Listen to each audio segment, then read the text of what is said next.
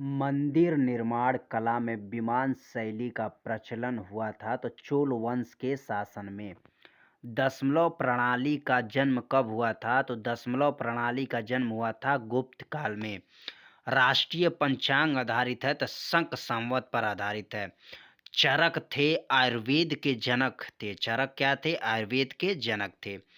Silk मार्ग को आरंभ कराया था तो कनिष्क ने आरंभ कराया था। कुषाण वंश का अंतिम शासक कौन था तो वासुदेव था। गुप्त वंश की जानकारी मिलती है तो वायु पुराण से मिलती है। समुद्रगुप्त को भारत का नेपोलियन कहा जाता है। विसेंट आर्थर स्मिथ को कहा जाता है। सिक्कों का विड़ा बजाते स्थित है समुद्रगुप्त। भारत का बिस्मार्क है तो वल्लभ भाई पटेल। भारत का आइंस्टीन कहा जाता है तो नागार्जुन को भारत का आइंस्टीन कहा जाता है।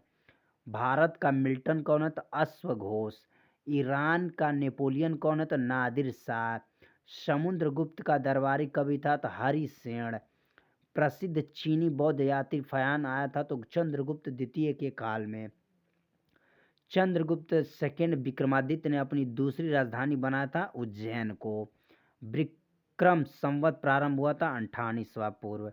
गुप्तकालीन रजत एवं स्वर्ण मुद्राओं का नाम था क्रमशः रूपक और दिनार। नालंदा विश्वविद्यालय का संस्थापन कौन है तो कुमार गुप्त है। नालंदा विश्वविद्यालय को ध्वस्त किया था बख्तियार खिलजी ने। विक्रमशिला विश्वविद्यालय की स्थापना किया था धर्मपाल ने। मेहरौली में स्थित राजा चंद्र के लौह स्तंभ को बनवाया था चंद्रगुप्त द्वितीय ने। गंगई कोंड कहा जाता है तो गंगई गंगई कोंड कहा जाता है तो राजेंद्र प्रथम को। गुप्त काल की राजकीय भाषा थी तो संस्कृति थी।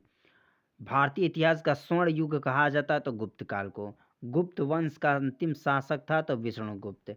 वर्धन साम्राज्य का संस्थापक था पुष्यभूति। पुष्यभूति का वंश का संस्थापक था तो नरवर्धन। हर्षवर्धन ने अपनी राजधानी धानेश्वर से स्थापित किया था कन्नौज। भूमि देने की सामंती प्रथा को प्रारंभ किया था हर्षवर्धन ने।